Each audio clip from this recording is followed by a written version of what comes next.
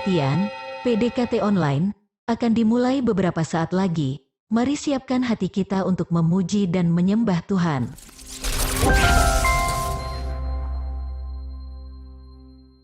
Shalom Sobat DC Ministry yang dikasihi Tuhan. Puji syukur buat kasih dan penyertaannya yang selalu baru bagi kita setiap hari. Apapun pergumulan yang saudara hadapi hari ini, mari dengan iman percaya kita katakan firman Tuhan dalam Filipi 4 ayat 13, segala perkara dapat kutanggung di dalam Dia yang memberi kekuatan kepadaku. Bersama Yesus tidak ada perkara yang sukar. Sebab itu bagi kita yang rindu untuk menyerahkan seluruh pergumulan kita ke dalam tangannya, mari bersama kita bernyanyi lagu Ku di Tanganmu.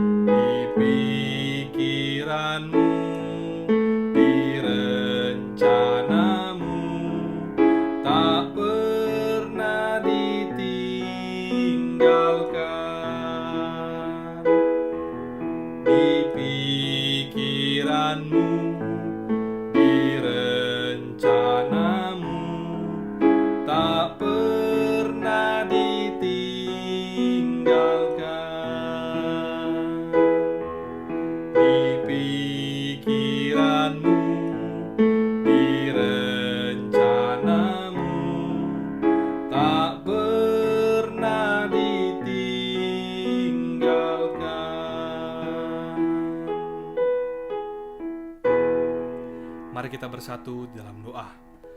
Bapa yang kami sembah, dalam nama Tuhan Yesus Kristus, terima kasih buat kasih dan penyertaan-Mu bagi kami, pribadi lepas pribadi sampai dengan hari ini. Sebentar lagi kami akan mendengarkan sharing firman yang dibawakan oleh hamba-Mu. Biarlah kiranya Engkau menjamah lidah dan bibir hamba yang menyampaikan firman, dan juga senantiasa menjamah hati dan telinga setiap kami yang mendengar firman-Mu Tuhan pada hari ini. Biar setelah kami mendengarkan firman, kami beroleh kelepasan dan kemenangan atas setiap pergumulan yang kami hadapi hari-hari ini. Sembunyikan hamba di balik salib-Mu, di dalam nama Tuhan Yesus, mari sama-sama kita yang berdoa dan percaya katakan, Amin.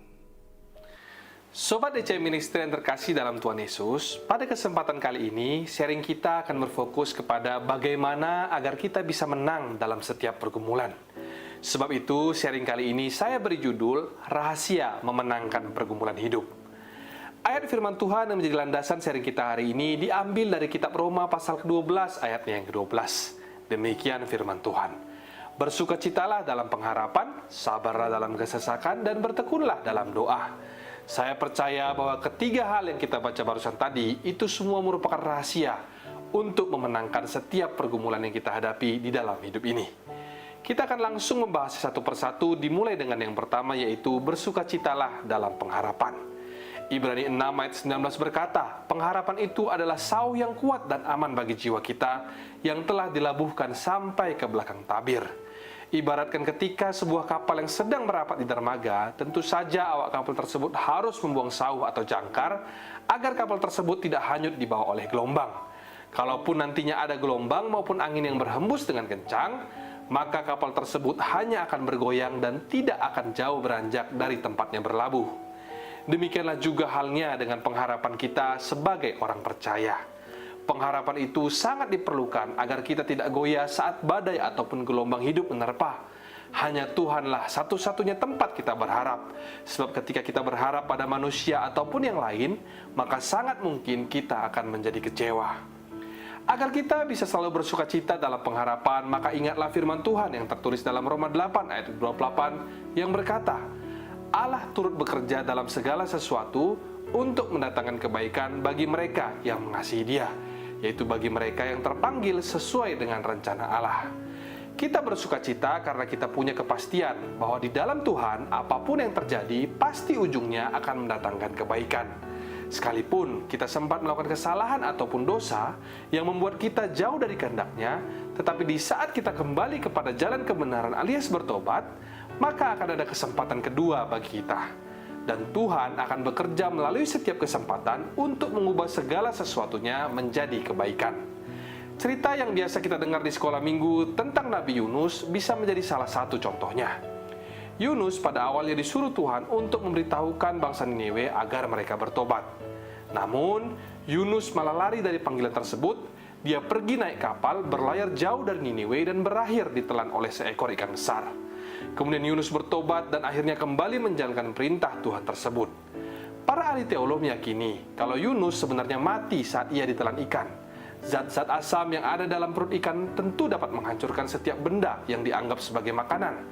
Jadi saat tubuh Yunus ditelan, maka kemungkinan besar tubuh Yunus pun ikut hancur dalam perut ikan tersebut. Namun Tuhan melakukan mujizat yang sungguh luar biasa kepada Yunus, di mana pada hari yang ketiga Yunus dibangkitkan bahkan dikembalikan seperti keadaan semula, dan ia diantarkan oleh ikan besar tadi ke daratan. Maka apa yang Yunus alami kala itu sangatlah membuat semua orang Niniwe takjub dan langsung memutuskan untuk bertobat. Dari kisah ini kita bisa belajar bahwa Tuhan mampu mengubahkan segala sesuatu dalam hidup kita menjadi kebaikan. Yunus awalnya bersalah, namun ketika dia bertobat, Tuhan bisa pakai kesalahan dan konsekuensi yang dia harus hadapi dari kesalahannya itu menjadi sebuah kesaksian yang luar biasa. Sebab itu janganlah kita terus-menerus mengeluh ataupun bersungut-sungut saat kita diizinkan Tuhan berada dalam pergumulan. Sebab Tuhan sanggup untuk mengubahkan pergumulan setiap kita menjadi sebuah kesaksian yang luar biasa. Oleh sebab itu hendaklah kita untuk rahasia yang kedua, yaitu bersabar dalam kesesakan. Kita perlu bersabar dalam kesesakan sebab sebentar lagi dengan iman percaya, pertolongan Tuhan segera akan datang. Ada sebuah ilustrasi menarik yang akan saya ceritakan pada sharing kali ini.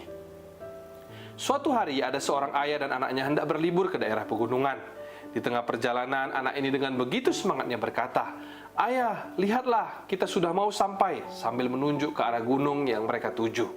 Selang beberapa menit kemudian, anak itu kemudian akhirnya tertidur, karena sebelum berangkat, ia telah bermain bersama dengan tetangganya.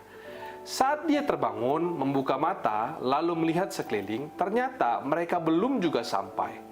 Malahan, gunung yang sempat dia lihat tadi sekarang sudah menjadi tidak terlihat sama sekali. Spontan anak itu mulai mengeluh dan bersungut-sungut kepada ayahnya sambil berkata, "Mengapa kita lama sekali sampai di gunungnya, ayah? Dan kemana gunung yang tadi saya lihat?" Lalu ayah anak itu berkata, "Sabar anakku. Gunung yang kamu lihat tadi tidak lagi kelihatan sekarang karena kamu sedang berada mengitari di atas gunung tersebut. Dan sebentar lagi kita akan sampai pada tujuan kita di puncak gunung itu." Mungkin saja hari ini ada di antara kita yang seperti seorang anak dalam ilustrasi yang tadi. Dan gunung itu berbicara tentang sebuah harapan ataupun doa kita yang selama ini belum dijawab Tuhan. Tekanan demi tekanan yang bertubi-tubi seakan-akan membuat harapan maupun jawaban doa kita terlihat semakin jauh. Namun saat ini Tuhan hendak berkata kepada Anda, "Sabarlah anakku, sebab sebentar lagi doa dan harapanmu akan tercapai." Firman Tuhan dalam Pengkhotbah 3 ayat 1 berkata, "Untuk segala sesuatu ada masanya, untuk apapun di bawah langit ada waktunya." Dari sini kita bisa belajar bahwa seberat apapun pergumulan kita pasti akan berlalu. Hanya dibutuhkan sedikit lagi kesabaran untuk kita sampai kepada pengenapan janji Tuhan di dalam hidup kita. Teruslah menanti dengan sabar, sebab orang yang menanti-nantikan Tuhan pasti akan mendapatkan kekuatan baru. Rahasia ketiga untuk memenangkan pergumulan adalah dengan bertekun di dalam doa. Dalam Injil Lukas 18 ayat 1-7, Yesus mengatakan suatu perumpamaan kepada mereka untuk menegaskan bahwa mereka harus selalu berdoa dengan tidak jemu-jemu. Katanya, dalam sebuah kota ada seorang hakim yang tidak takut akan Allah dan tidak menghormati seorang pun. Dan di kota itu ada seorang janda yang selalu datang kepada hakim itu dan berkata, "Belalah hakku terhadap lawanku." Beberapa waktu lamanya hakim itu menolak. Tetapi kemudian ia berkata dalam hatinya, "Walaupun aku tidak takut akan Allah dan tidak menghormati seorang pun, namun karena janda ini menyusahkan aku, baiklah aku membenarkan dia, supaya jangan terus saja ia datang dan akhirnya menyerang aku." Kata Tuhan, camkanlah apa yang dikatakan hakim yang lalin itu. Tidakkah Allah akan membenarkan orang-orang pilihannya yang siang malam berseru kepadanya? Dan adakah ia mengulur-ulur waktu sebelum menolong mereka? Alasan Tuhan mengatakan perumpamaan ini adalah untuk menegaskan bahwa kita harus selalu berdoa dengan tidak jemu-jemu. Beberapa dari kita mungkin punya sebuah permohonan yang masih belum dijawab, sehingga merasa jemu dan berkecil hati, atau bahkan merasa putus asa karenanya. Dalam perumpamaan yang tadi kita bisa melihat bahwa permintaan janda tadi bukanlah sebuah permintaan yang jahat. Sebaliknya, ia meminta kepada hakim tersebut sesuatu yang baik dan benar. Beberapa dari kita mungkin juga telah mengajukan permohonan yang baik dan benar kepada Tuhan, tetapi belum juga kunjung menerima jawaban atas doa ataupun permohonan tersebut. Kehendak Tuhan atas setiap kita yang berada dalam kondisi demikian adalah tidak jemu-jemu berdoa. Saya tidak berkata bahwa semua permohonan ataupun doa kita akan dipenuhi, sebab jawaban doa itu kembali sepenuhnya kepada kedaulatan Tuhan. Namun, untuk permohonan-permohonan yang kita tahu itu sesuai dengan firman Allah, ataupun kehendaknya secara umum, maka kita tidak boleh berputus asa dan harus terus-menerus mendoakannya dengan tidak jemu-jemu. Dari sharing hari ini ada 3 rahasia untuk memenangkan pergumulan. Dimulai dengan yang pertama, yaitu bersukacitalah dalam pengharapan. Yang kedua, sabarlah dalam kesesakan. Dan yang ketiga adalah bertekunlah di dalam doa.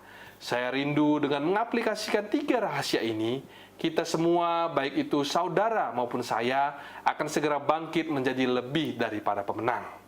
Demikian sharing ini dan Tuhan Yesus memberkati. Sebelum kita menutup sharing hari ini dengan doa, mari bersama kita bernyanyi lagu Hanya Kau.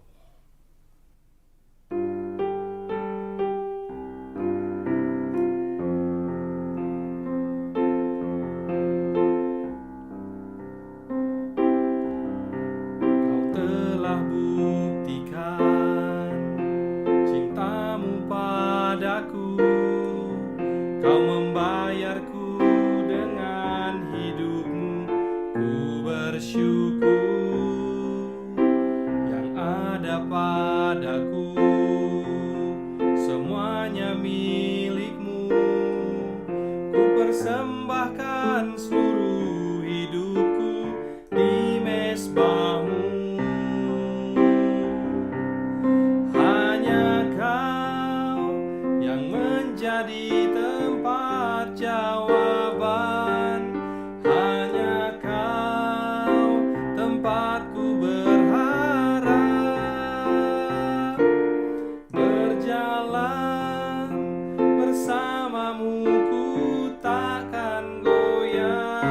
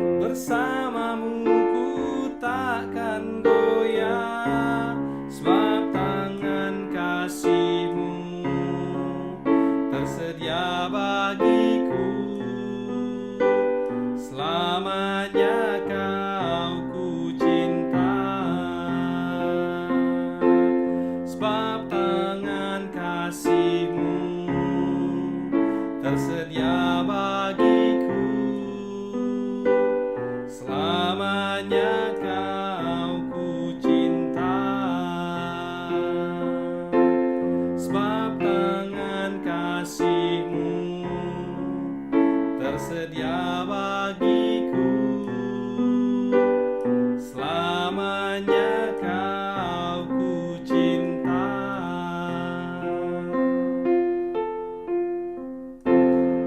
Mari kita bersatu di dalam doa. Bapa yang kami sembah, dalam nama Tuhan Yesus Kristus, terima kasih buat sharing firman yang dibawakan oleh hamba-Mu, membuat kami semakin mengerti bahwa Allah kami turut bekerja di dalam segala sesuatu untuk mendatangkan kebaikan bagi kami yang senantiasa mengasihi Engkau. Kami yakin dan percaya sesuai dengan waktu dan kehendak Tuhan, semua masalah dan pergumulan kami akan berlalu dan kami semua akan keluar jadi lebih daripada pemenang. Kami juga mau terus berdoa untuk saudara, kerabat, maupun teman kami yang berada dalam pergumulan. Biarlah kiranya Tuhan Yesus yang senantiasa menopang mereka. Biarlah kiranya Tuhan Yesus yang senantiasa memulihkan keadaan mereka. Terima kasih Tuhan, dalam nama Tuhan Yesus kami berdoa. Sebentar kami akan buka hati dan angkat tangan untuk menerima berkat daripada Tuhan. Kasih karunia yang berlimpah-limpah dari Allah Bapa, di dalam anaknya yang tunggal Yesus Kristus, persekutuan yang manis dengan Roh Kudus, menyertai saudara sekalian mulai hari ini, sampai Tuhan Yesus datang menjemput kita di awan-awan, bahkan sampai selama-lamanya. Yang percaya bersama-sama katakan, amin, amin, amin. Shalom dan Tuhan Yesus memberkati.